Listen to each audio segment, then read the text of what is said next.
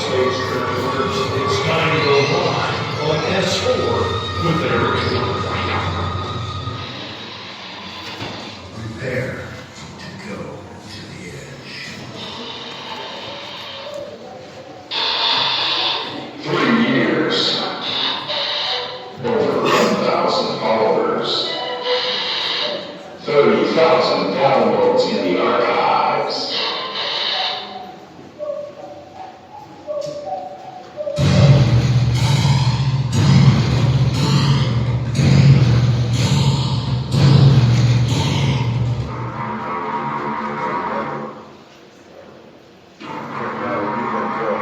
Welcome to S-4.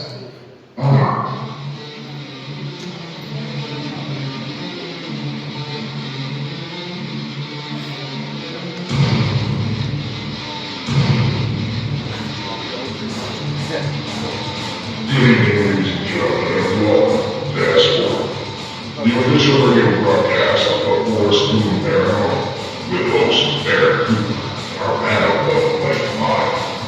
Coming to you live from the FMB headquarters located in the heart of Skagit Valley, Washington, at the base of the majestic North Cascade Mountain. We continue to a journey of exploration as we examine every aspect of the metaphysical. From spirits, UFOs, Bigfoot, and conspiracies, to grounding, protection, national travel, and everything in between, leaving you with a better understanding and comprehension of the full realm. And yet, that happened.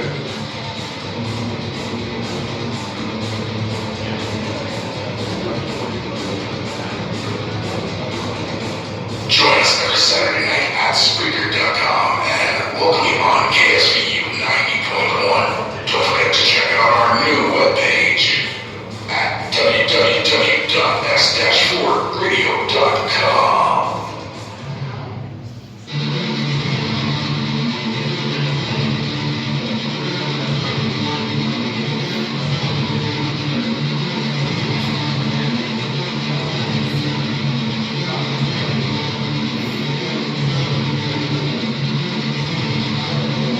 Now sit back, open your mind, get ready, because this is S-4.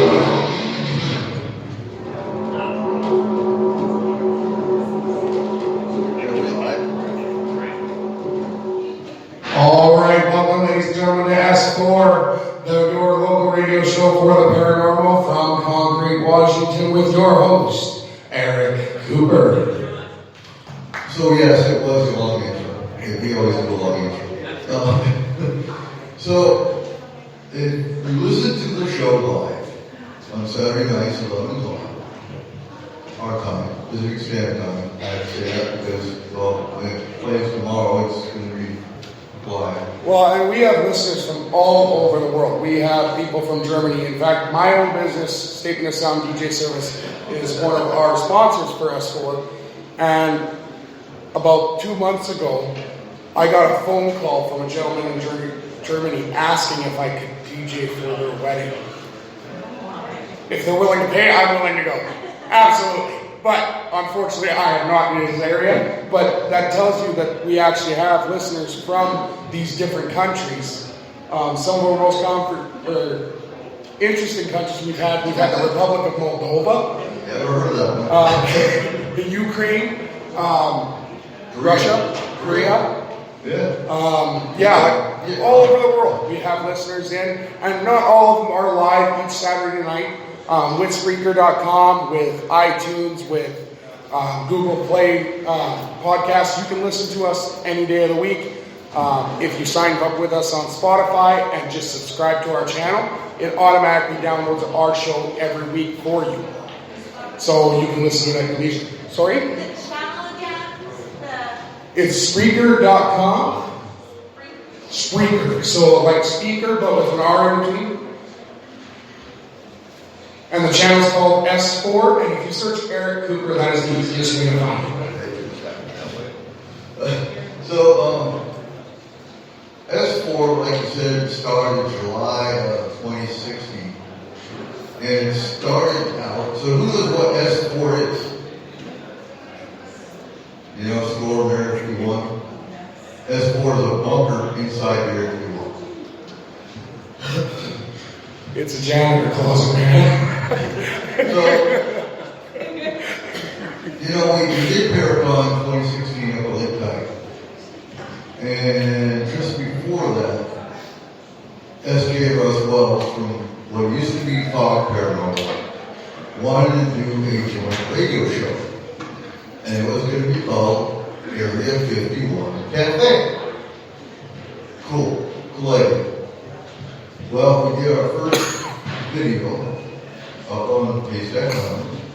We taught people what UFOs and paranormal 101 basically. And we were going to do this video show every week. Well, they lived in Bellingham, and the car broke down. And about the same time, my car broke down. So we couldn't get together to do this radio show. About a week went by, and they said, we're going to do our own show, and we will still stay under the Area 51 umbrella, but you do your show, and we'll both do our own shows on Blog Talk. I'm like, okay, cool. So I stuck with UFO theme, and I went with S-4. Well, they went their way, I went my way. I don't know if they still do radio or not, but S-4 just kept on going. And then I found Dave was based on radio, and I was on his show all the time. And he said, you keep on doing S-4, and we will promote it. But go to Spreaker, because it's even better, and it is.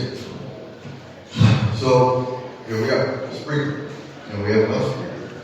But, you know, we've always done UFOs, we've always done aliens, we've always done, we don't really get into the ghost and spirit side on S-4. We talk about the paranormal investigation side more in depth than we do spirits and whatnot, because everybody else talks about spirits. Halloween, we will talk probably more on spirits and whatnot. Yeah, we'll talk about how, whether the idea of Halloween itself affects the paranormal, or whether the paranormal affects the idea of Halloween itself, the direction that takes. We also do the same thing at Christmas with different entities at Christmas and things that come out. Yes. Now we talk about Krampus. Come on. Absolutely. All our kids. I've got 4 kids. Eric's got 2. They all know who Krampus is because, wow, it's cheaper. It's funny because the station manager of KSB up in Concrete, 90.1 FM. I get her about 6 weeks worth of shows, and she plays them pre-recorded, every Saturday from 10 to midnight. She started out playing on Wednesdays, and it started out in December. And the station, actually, because KSBR sponsors them, KSBR got a phone call that how dare that we have a paranormal show on KSBU because somebody had their kids scared in Red Apple. Like, really, what was your kid doing in Red Apple? Well, they dream today, for one, when they should be in school. But, okay, whatever, we'll play along, and we move to Saturdays for that benefit. So, yeah, we talk, in December we usually talk. Yeah, anything to do with the Christmas time and pretty much any tradition, not just Christmas, but Yule as well. Yeah. And so Forest Moon Paranormal actually started in Iraq under the Desert Moon Grove name. So Desert Moon Grove started in Balad, Iraq, January 04 to January 05 as a pagan group. There's no pagan chaplains in the military. They have what's called a DRGL. And I was a DRGL in Balad from 04 to 05. And I started as Moon Grove. Well, not to offend anybody, because I don't know, I'm not going to bring up religion here because it offends some people. But in our belief, the paranormal is reality. It's normal. As pagans, we deal with spirits on a normal basis. And it's not paranormal. Fairies, same thing. So in Iraq, we were dealing with them on a normal basis, and it just really wasn't paranormal. Had my third UFO sighting in Iraq going over to Syria, and it was confirmed by two soldiers that were in our pagan group. One was an aircraft mechanic, the other was an aircraft crew chief. When you have them to validate that that's not at least U.S. aircraft, then you have a little more, you have better validation. I mean, not saying it's off-world, it could have been experimental craft the government was using. Not all UFOs, again, are off-world. Some of them are meteorological, some of them are experimental craft that the government doesn't want you to know about. But that's where Fourth Moon started. And what was I going with that? Well, I have no idea. This is just like one of our radio shows. So, I don't get up in front of people a whole lot of time, obviously. I have PTSD. It keeps, so that's why I want to talk and I try to interact with audience. It makes it more tougher. So 90% of our shows are run with quite a large panel. There's usually at least 5 or 6 of us on the air at the time. Like I said, our Keith Andrew, one of our speakers over here, he is one of our regulars. He is a wonderful speaker and he is wonderful on the radio. He can pretty much answer any question we have and is a wealth of knowledge, so we use him quite often. Brent and Chris both ask excellent questions. Same with Dretta and Haley. They have wonderful questions that make the show just run so smooth. One thing I did forget to mention at the start, for anyone listening to S4 today, the reason that we are rehashing most of this stuff is we just talked about this stuff 2 months ago in our anniversary show. Just so you all know on the radio live today, we are here at Paracon 2019 with everyone. If everyone give me a woo! So yeah, our shows are very, they're always a good time. If they weren't, we wouldn't do them because they're 3 hours long from 11 till 2 a.m. And it's amazing how many people on the East Coast are still up at that point of time listening. Absolutely. You know, I get the UK because it's daytime there. I get Australia because it's daytime there. But we still have US-based people listening to S4 live because we have a live chat room when we are live. So they ask questions, they sit there and comment, they BS with us. And it's just a fun show. And we have guys in that chat room that have been with us for quite a long time. That we all know most of them by their screen names. We've got Joe, we've got Trippin. They are great guys who come back every week. They help run the chat room. Trippin every week shows all of our advertisement, types them out and has them ready to go so that everyone in the chat room can see them, including all of our sponsors, all of like anything that Dave's doing with Spaced Out Radio comes down off that list. Keith's books that he's selling right over there. Our Trippin is on it just every weekend, just helping us out. So we always love to thank those guys for what they do for us in our show. Indeed. So where are we going to go with S4? What's the future of S4? So this is where you folks go. World domination. Huh? World domination. Exactly. That's my future with everything. So what I always ask and what I don't get feedback on is what kind of guests do you folks want to hear? And that goes the same with Paracon. So I didn't get any comment cards, but if you have any ideas for speakers you want to hear next year, and same with S4. Anyone that you want to hear on S4, it's a lot easier to get them on the radio than it is for them to come to St. Louis, Washington. But it can happen. Especially with the diversity that we have within our own team and with other people that we have around us. For example, Eric's born and raised in this area, Big Lake, Washington, whereas I'm from Drumheller, Alberta, Canada. So, me being from Canada, I have a few more contacts up there. that Like, kind of. Well, for example, Ghostbusters 3 has been filming the last 2 months in my hometown.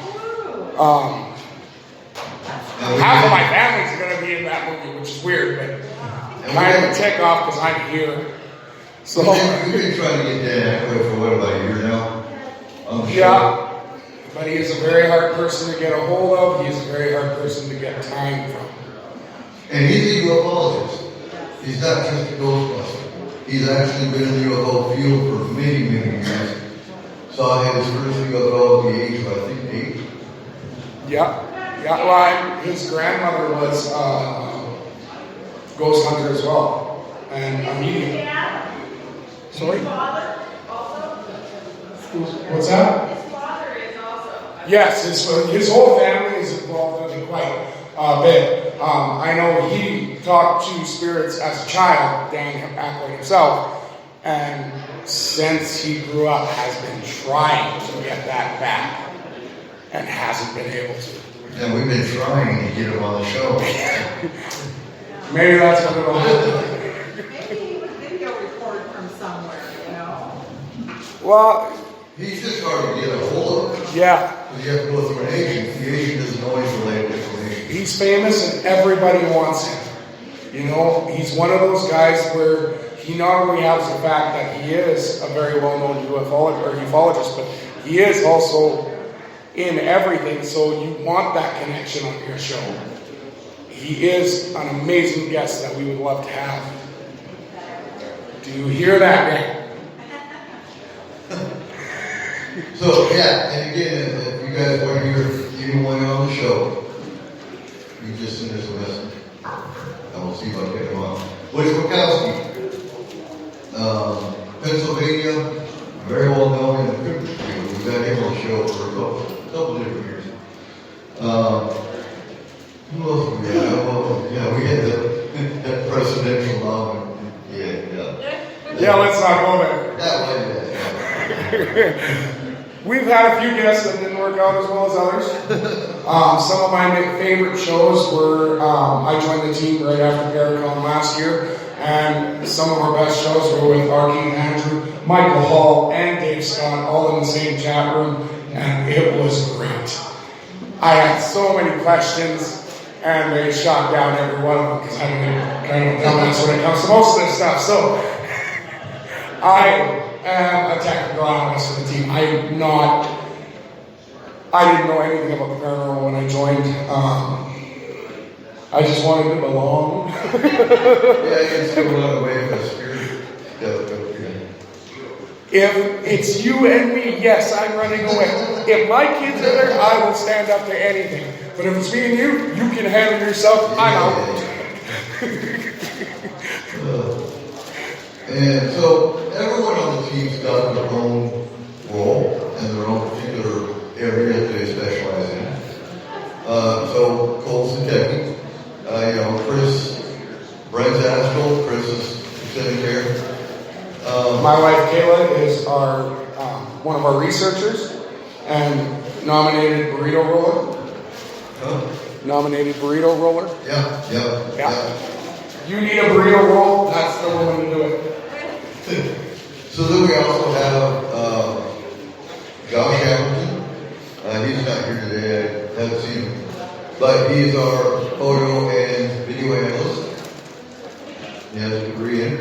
So if I have a question about a picture or a video, I send it out for him. He analyzes it and sees if it's any CGI or if there's actually anything based in the shadows, as far as the analysis goes.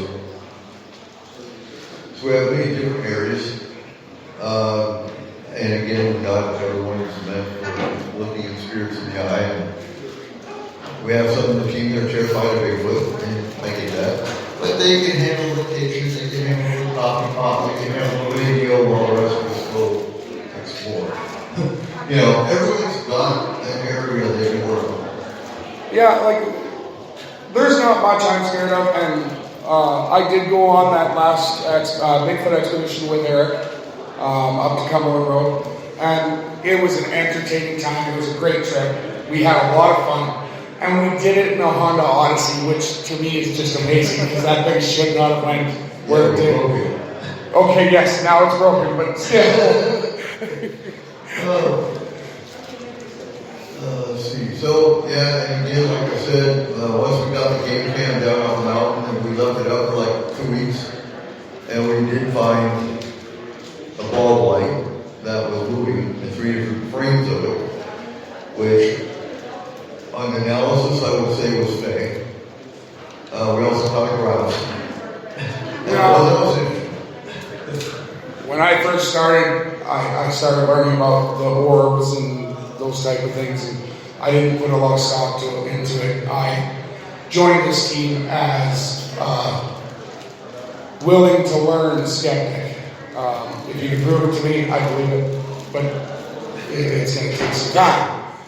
Now, the ones that we saw there, they didn't move like any dust ball that you normally see. They didn't move like any trick of a camera. This was 7:23 p.m. I think was the first time we saw them on that camera, and there is no way that at that time of year it could have been a trick of light. There was no light in that area. Too low. Yeah, it was all, the sun would have already been down. There is nothing to reflect. So I've got a question for you. What changed your mind about Astro? Tell that story. So,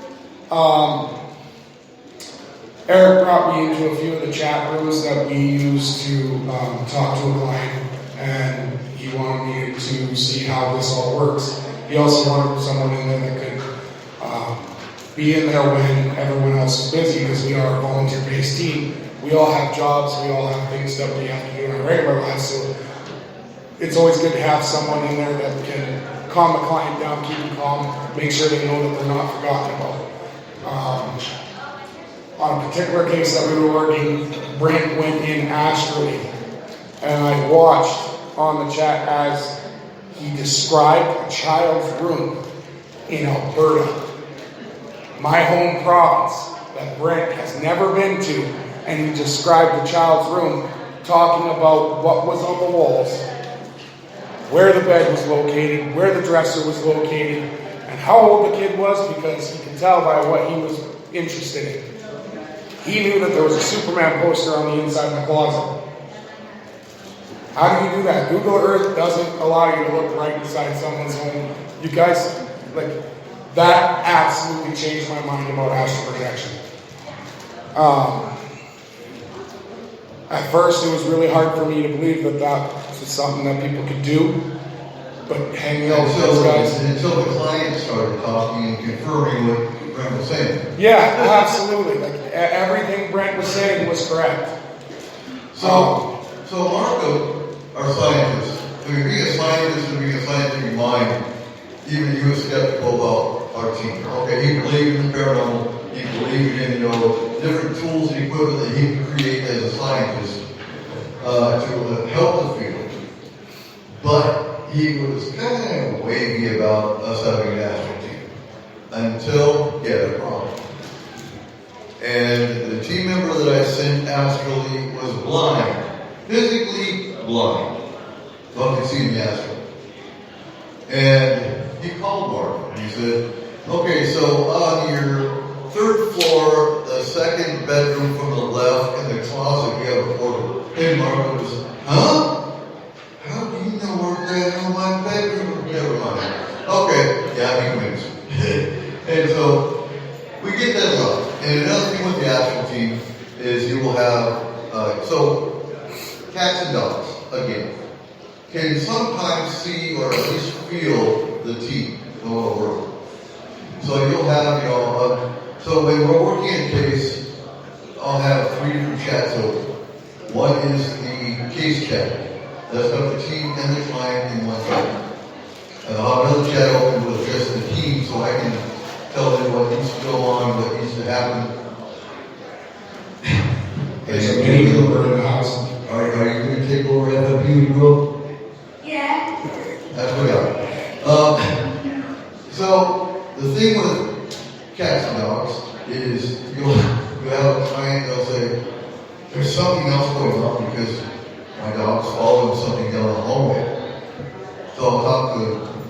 Glenn, where are you at in the house? Down the hallway, there's a dog following me. Okay. You know, it's over time. Don't worry, that's just a team. Your dog's following our team on. So cats and dogs can actually see in what's called the fourth dimension. It's a dimension you cannot see. That's why oftentimes their senses are heightened. So we always hear about dogs that can start kind of freaking out before an earthquake. And again, like I told you earlier, we'll have cases where the child will go back to the bedroom, not able to cat or dog, and that's how you know there's probably something there, because if the cat and dog are correlating with your child's feeling, check that out. So again, I've got the flyer on the back on the FFP table that tells you a lot more, so I'm not going to go into it here, about what to watch for with your kids. And communication with your kids, for one, is the most important, because if your children aren't comfortable talking and you're not paying attention to them anyway, why do I tell you that Graham and Nellie is communicating through their dreams and you're not going to believe them? Because we think the imagination is what we have. Now, when they start talking about Graham and Nellie, and they didn't know there was a Graham and Nellie, then you might want to pay attention even more. But what? So, Eric asked me earlier, where do we want S-4 to go into the future? It is a hard question to answer because I've seen us in the last year try and take a few different directions. And it's so hard wanting to be on terrestrial radio, which means on your actual radio dials, but having to deal with their rules and their roles that they want us to fill. I remember when I first joined the team, FMP got an offer of doing an actual television show. And we denied it because of what the contract would include. And unfortunately, it included being fake, which 90% of those shows do. That is one thing I love about doing the show is our guests are real, they're truthful, and if they're not, we let them know. Right, and that's the same thing with Paracom. There's some people you'll never see here speaking because if they can't talk to the guests, they don't even be here. Exactly. Sadly, some paranormal professionals are experts because there's no such thing as an expert. Anyone tells you they're an expert in demonology or an expert in UFOs, and just walk away. How can you be an expert in something that's not normal? So, I've approached some people about speaking here, and well, how many people are going to be there, and how much are you going to pay me? Oh, never mind. So that's just reality.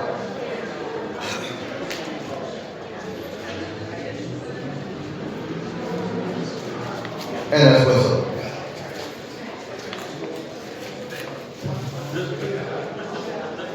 Oh, we're okay.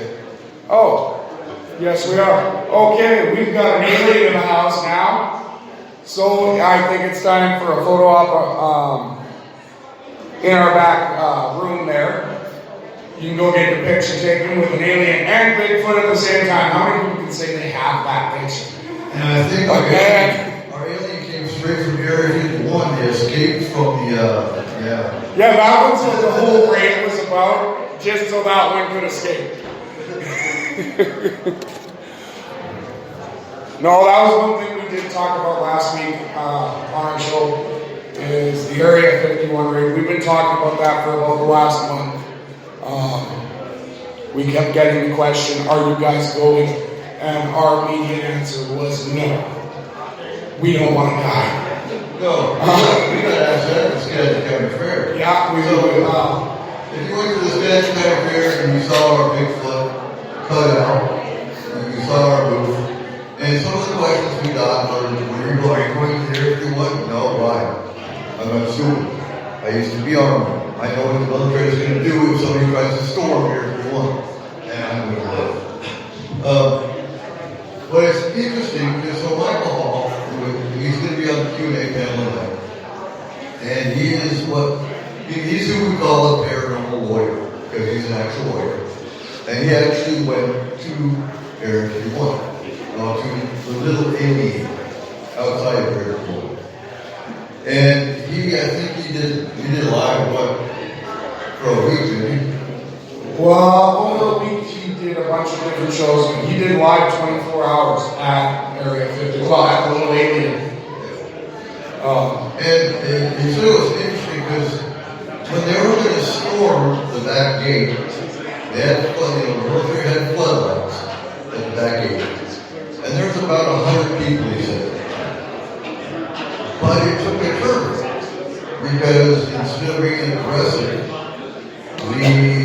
the camel dudes, if you're familiar with Area 51 and all, everybody knows who the camel dudes are. They're the ones with the little trucks up on the mountain and they follow you around if you get too close to the gate. The camel dudes actually came out and did a photo op with the kids that were at that gate. And instead of storming, they turned into a positive experience. So nobody stormed. He said one person got arrested for peeing outside the street talking or something. Again, still, I don't know what actually happened there because every news source that reported on that had a different story. Funny how that works. But, yeah, apparently nothing much happened. Dehydrations. So, you had CNN who talked about 4 people got arrested. You had NBC who talked about 3 people. I don't trust or believe anything the media says anymore. Anyway, Michael Hall was there. Yeah, so, absolutely. That's what I go on. And he's one of the founding members of UFOI team out of Seattle. Yeah. They do regular ghost watches. You can catch them on Facebook. Yeah. Yeah.